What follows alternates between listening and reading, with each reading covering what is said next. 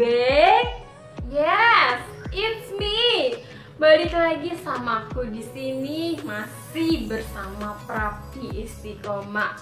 Dalam video ini aku mau membahas dan masih membahas tentang dunia berbawang, tapi bukan bau mulut lagi, melainkan bau ketek, burket, basket, atau bau badan. Apa sih perbedaannya bau ketek dan bau badan itu? Di sini jawabannya. Munculnya bau ketek atau bau badan terjadi pada usia remaja atau masa-masa puber. Adanya perubahan hormon. Hormon itu bernama hormon androgen. Kalian udah tidak asing lagi kan dengan hormon tersebut? Androgen ini lebih cenderung memihak kepada pria dibandingkan wanita. Berarti pria lebih cenderung berbau badan dibandingkan wanita. Betul. Betul atau betul? Setiap manusia mempunyai kelenjar keringat. Kelenjar keringat terdiri dari air, minyak, protein, dan garam. Makanya kan keringat kita itu rasanya asin. Kalau kalian gak percaya, silahkan dicoba ketika kalian berkeringat. Gimana rasanya? Untuk bau ketek atau bau badan tidak disamakan untuk setiap orangnya karena mereka mengkonsumsi makanan yang berbeda-beda. Nah, di sini nih aku akan memberitahukan kepada kalian penyebab dan cara mengatasi si bau ketek atau bau badan ini. Jangan lupa kalau kalian yang udah subscribe video aku terus loncengnya belum dinyalakan, silakan aku berikan waktu untuk menyalakan lonceng tersebut. Ada dua faktor yang menyebabkan terjadinya bau ketek atau bau badan. Yang pertama, si keringat. Yang kedua, bakteri. Ketika dua faktor ini bertemu di kulit atau mereka janjian lah tuh di kulit, akan menimbulkan atau memberikan udara yang tidak sedap, bau ketek ataupun bau badan. Bakteri ini lebih menyukai di bidang yang berlipatan seperti ketiak. Karena di dalam sini nih adanya keringat, bakteri datang, ada rambutnya, terus dilipat, menyebabkan bau yang tidak sedap. Berarti kita sudah menemukan jawabannya. Bau ketek dan bau badan itu mempunyai satu pengertian yang sama. Bakteri dan keringat adalah penyebab dari bau ketek dan bau badan. Penyebab dan solusinya. Yang pertama, faktor genetika. Genetika. Hanya ada solusinya, yaitu kalian banyak-banyak berdoa dan bersabar. Serahin aja sama Allah. Genetika mau gimana lagi. Yang kedua, pola makan. Orang yang lebih menyukai dengan aroma rempah-rempah itu lebih cenderung berbau badan. Contoh makanannya, pertama itu daging merah. Kenapa bisa daging merah? Padahal kalau daging merah direndang atau di steak itu kan enak banget ya. Si daging merah ini untuk pemprosesannya di usus akan memerlukan waktu yang sangat lama. Pada saat proses pencernaan menghasilkan toksin atau gas. Yang kedua, junk food, makanan siap saji. Kandungannya ada gula, minyak, garam. Itu merupakan komponen dari kelenjar keringat. Selain itu juga akan ada bermasalah pada pencernaan. Kalian emang nggak sayang ya sama lambungnya? Nanti nggak bisa menikmati loh rasanya pedas sama rasa asam, rasa rujak itu seger banget kan? Yang ketiga itu menyukai yang namanya bawang-bawangan, entah itu bawang bombay, bawang merah, bawang putih, pokoknya semua bawang yang tidak diketahui. Minyak yang ada di dalam bawang akan mudah menyerap di dalam aliran darah dan menyebarkan ke paru-paru, menghasilkan nafas yang tidak sedap. Selain bau bawang dan bau tubuh, selain bau badan, si bawang ini juga akan menimbulkan yang bau tidak sedap di daerah mulut. Aku ada videonya kan. Cara solusinya mengatasinya itu mudah. Kalian harus memperbanyak yang namanya minum air putih. Seratnya juga diperhatikan. Buahnya, sayurannya harus lebih banyak dibandingkan dengan makanan yang aku sebutkan tadi. Mudah kan? Ketiga, alkohol. Makanya kan orang yang suka mabuk mempunyai bau badan yang tidak sedap. Jadi kita mabuk cinta aja, jadi wanginya bunga. Kalau katanya Bung Roma, jauhkanlah miras, alkohol, itu dilarang oleh agama. Yang keempat, menggunakan deodoran yang tidak tepat. Lebih disarankan menggunakan deodoran tanpa adanya bahan aluminium dan pewangi buatan, karena itu dapat menimbulkan terjadinya kanker payudara. Hati-hati, gengs. Aku kasih tahu sedikit nih tentang info deodoran, dunia perdeodoran. Bagaimana sih cara kerjanya, manfaat, tujuan? Ternyata deodoran mempunyai cara kerja dengan membunuh bakteri yang ada di kulit, menimbulkan rasa bau yang tidak sedap. Sedangkan deodoran antiperspiran bekerja dengan menghambat pengeluarannya keringat. Selama ini aku hanya mengetahui deodoran tahu, atau kalian sama denganku? Oke, carilah penggunaan dan manfaat sesuai dengan kebutuhan kalian. Yang kelima, adanya bakteri di lipatan ketiak.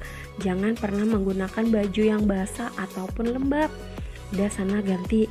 Kalian juga bisa kok menggosokkan ketiak kalian dengan lulur yang berskrap. Lama-lama itu ketek bisa menjadi putih, tapi harus konsisten dalam jangka waktu panjang. Lihat deh, hasilnya akan memuaskan kok. Fakta atau mitos? Orang yang mempunyai keringat berlebihan lebih cenderung berbau badan. Mitos bro, mitos.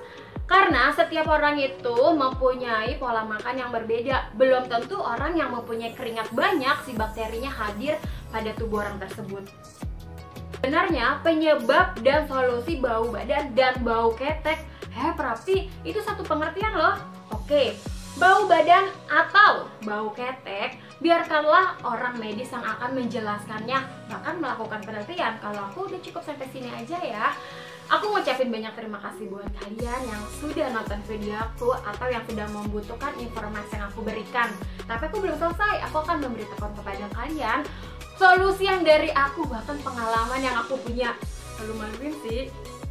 Aku menyarankan untuk kalian yang melakukan kegiatan di luar rumah ketika udaranya panas, terik, benar-benar mengeluarkan keringat secara berlebihan. Hindari tuh yang namanya pakaian berwarna hitam. Pilihlah baju sesuai keringat kalian atau yang bisa menyerap banyak keringat. Pengalaman aku gini, waktu itu kan aku jalan-jalan ya, elah, anak muda.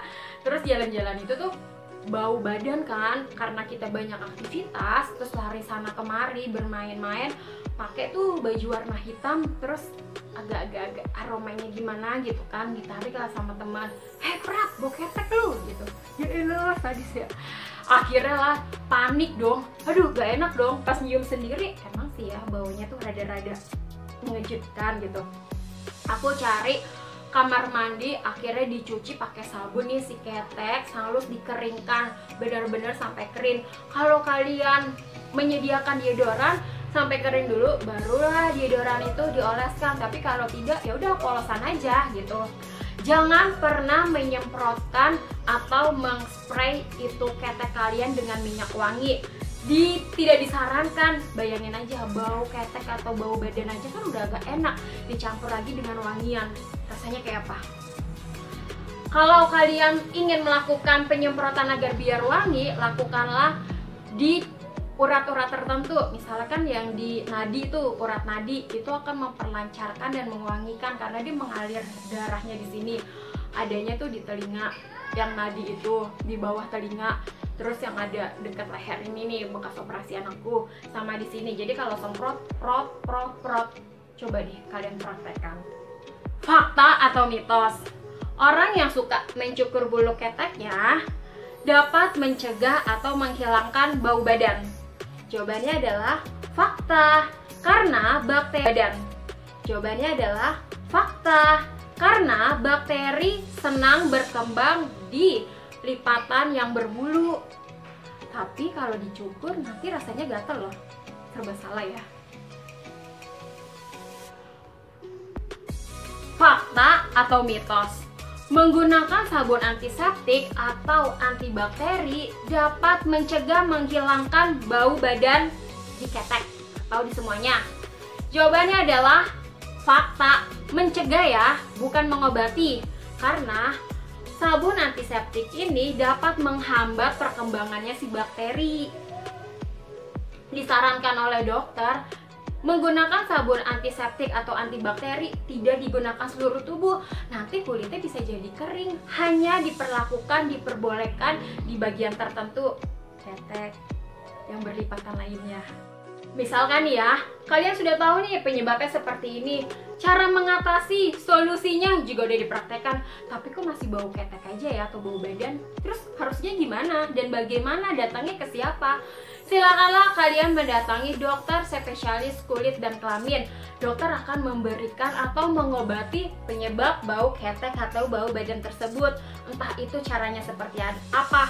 Apalagi sekarang 2021 lebih canggih, entah itu dibotox, itu ketek, agar mengkontrol keringat yang secara berlebihan itu berkurang. Silakan kalian mengunjungi dok. Ada beberapa penyakit yang berpotensi terkenanya bau ketek atau bau badan. Yang pertama, diabetes mellitus atau keracunan gula di dalam tubuhnya. Yang kedua, kelainan pada hati, bukan sakit hati. Yang ketiga itu penyakit ginjal. Ada juga beberapa orang yang berbadan gendut atau berbadan besar. Kalau aku sih padat berisi, dia lebih cenderung terkena bau ketek atau bau badan karena si bakteri ini hobi banget di sini. Sedangkan orang gendut kan jarang yang mengepas-ngepaskan lengannya. Kalau kalian menikmati dengan aroma tubuh kalian seperti itu, silakan, tidak ada yang tuntutan atau aku tidak body shaming di dalam video ini kan. Kalau kalian merasa baunya kurang enak, kurang sedap, silakan solusinya Prapti itu dipraktekkan. Dan perlu diperhatikan juga, sekitar kalian itu masa harus menikmati bau kalian yang kalian sukai, biarkanlah orang lain itu mencium aroma kita itu dengan wangi-wangian.